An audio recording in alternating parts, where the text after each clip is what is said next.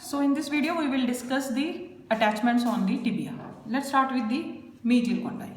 So medial condyle, the first attachment on the posterior in the groove on the posterior surface is semimembranosus, right? So semimembranosus gets inserted into the groove on the posterior surface of medial condyle. Now onto the margins of this medial condyle, the capsule is attached, articular margins of this medial condyle, right? Now come to the lateral condyle. Lateral condyle, we have a fibular facet, right? But we also have a groove onto the superior medial part, right? So the capsule of the tibiofibular joint is attached onto the margins of the fibular facets, right? Articular margins. And here in the groove passes the tendon of popliteus, right? We also noticed here is a one flat tubercle onto the anterior surface, which is called Gerdes tubercle. So iliotibial tract is attached onto this Gerdes tubercle, right?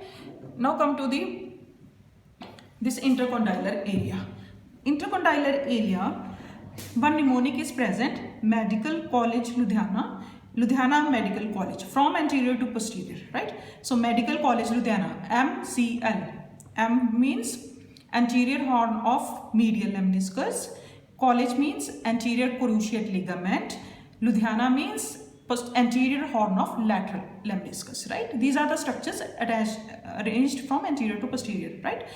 Then Medical College Ludhiana, Ludhiana Medical College. Then L is lateral lemniscus, posterior horn of lateral lemniscus, Ludhiana Medical, then posterior horn of the medial lemniscus, then college, posterior cruciate ligament, right? Three structures here, anterior and posterior, right? So these are the structures on the intercondylar area, right? So ligamentum patellae is attached on the smooth, this triangular tibial tuberosity, upper smooth part of the tibial tuberosity, right? And this rough part is subcutaneous, right? And is occupied by the prepatellar bursa, right?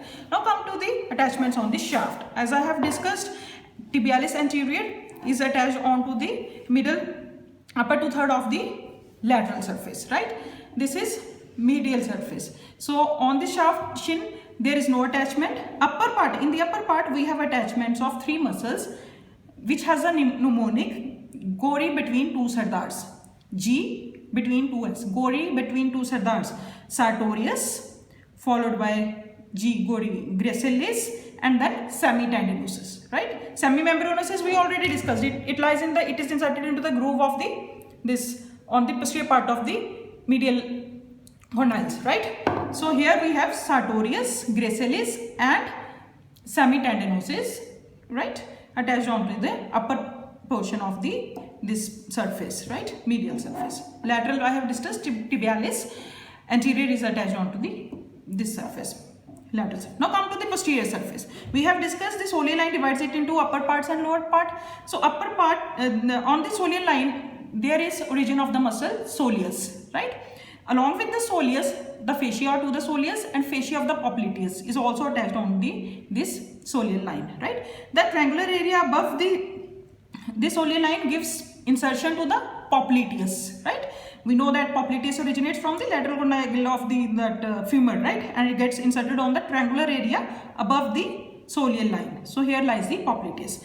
I also divided the lower part by this ridge, vertical ridge, into two parts, medial and lateral, right? This one is medial part towards the medial malleolus, as I have hold the bone like this posteriorly. So this is medial, right? So medially lies the flexor extensor hallucis longus, and laterally lies the tibialis posterior, right? So these two muscles on the medial and lateral parts, right? So it gives flexor digitorum longus on the medial side, flexor digitorum longus, and towards the lateral side we have the tibialis posterior muscle, right? We have now the anterior margin, which is very sharp, right, and is also called shin of tibia. So it gives attachment to the fascia of the leg, right, which divides the leg into different compartments, right? And the lower part of this anterior border gives attachment to the extensor retinaculum, right? Now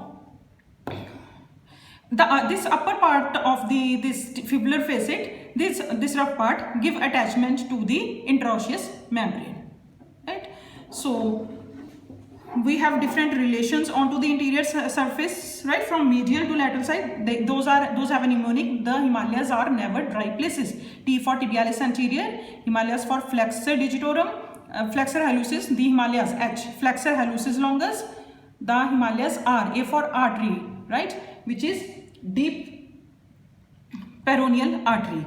Nerve, anterior tibial nerve, anterior tibial artery and deep peroneal nerve, sorry, right, anterior tibial artery and deep peroneal nerve. Then we have flexor digitorum longus. The Himalayas are never dry places, right?